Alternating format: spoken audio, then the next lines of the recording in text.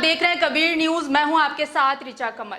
राष्ट्रीय स्वयंसेवक संघ या फिर आरएसएस भारत का राष्ट्रवादी हिंदू संगठन है। भारतीय जनता पार्टी इसी संगठन की विचारधारा से प्रभावित राजनीतिक दल है जो आरएसएस को अपना मुख्य संगठन मानती है। राष्ट्रीय स्वयंसेवक संघ हिंदू नेशनलिस्ट संगठन है और इसके बैनर तले कई विश्वविद्यालय, स्कूल और चैरिटी चलते हैं जो हिंदू विचारधारा का प्रसार करते हैं। देश से जुड़े हालात पर आरएसएस हमेशा से अपनी प्रतिक्रिया देता रहा है, खासकर जब यूपीए की सरकार हुआ करती थी। तब आरएसएस सरकार के खिलाफ, सरकार के फैसलों के खिलाफ अपनी प्रतिक्रिया दर्ज करवाता रहा है। चाहे कोई घरेलू मसला हो या अंतरराष्ट्रीय मामला, सीमा विवाद पर तो आरएसएस सरकार से कड़े सवाल पूछा करती थी। लेकिन वो दौर अब बीत चुका है।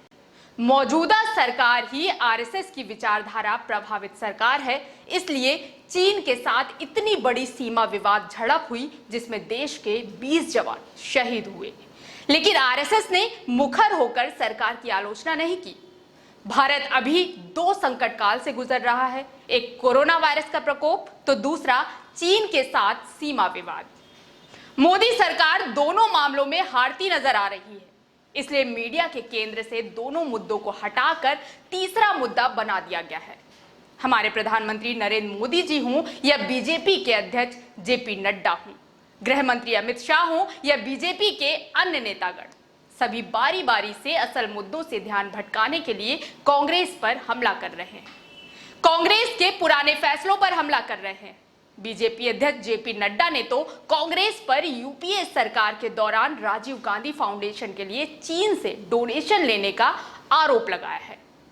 इधर कांग्रेस भी लगातार बीजेपी पर हमलावर है। कांग्रेस लगातार चीन द्वारा भारतीय सीमा के अंदर अतिक्रमण का मामला उठाकर केंद्र सरकार पर हमले बोल रही है।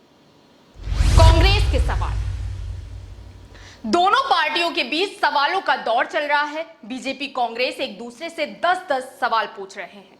इसी में एक सवाल कांग्रेस ने पूछा है कि क्या आरएसएस को चीन से फंडिंग मिलती है। कांग्रेस प्रवक्ता रणदीप सुरजेवाला ने कहा, बीजेपी का सीपीसी से क्या संबंध है, बीजेपी और सीपीसी के बीच क्या ऐतिहासिक रिश्ते हैं, जिसके बारे में 30 जनवरी 2007 को सीपीसी डेलीगेशन की यात्रा के दौरान तत्कालीन बीजेपी अध्यक्ष राजनाथ सिंह ने कहा था। तत्कालीन बीजेपी अध्यक्ष नितिन गडकरी सीपीसी के बुलावे पर 19 जनवरी 2011 को चीन की 5 दिवसीय यात्रा पर क्यों गए। राष्ट्रीय स्वयंसेवक संघ के लोग जनवरी 2009 में सीपीसी के न्योते पर चीन क्यों गए थे और उस वक्त अरुणाचल प्रदेश और तिब्बत के मुद्दे पर चर्चा की गई थी, जबकि आरएसएस कोई राजनीतिक दल भी नहीं है। नवंबर 2014 में तत्कालीन भाजपा अध्यक्ष अमित शाह ने सीपीसी के द पार्टी स्कूल में अध्ययन के लिए भाजपा सांसदों, विधायकों के प्रतिनिधिमंडल को वहां क्यों भेजा था। प्रधानमंत्री नरेंद्र मोदी ने 5 बार बतौर प्रधानमंत्री और 4 बार गुजरात के मुख्यमंत्री के रूप में चीन का क्यों दौरा किया।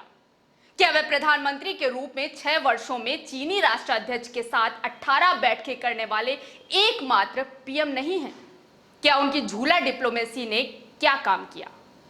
क्या भाजपा चुनावी ब्रांड के माध्यम से चंदा देने वालों के नाम घोषित करेगी? क्या भाजपा बताएगी कि आरएसएस को कहां-कहां से चंदा प्राप्त होता है? भाजपा से संबंध सभी संगठन अपने दानदाताओं का नाम सार्वजनिक करेंगे।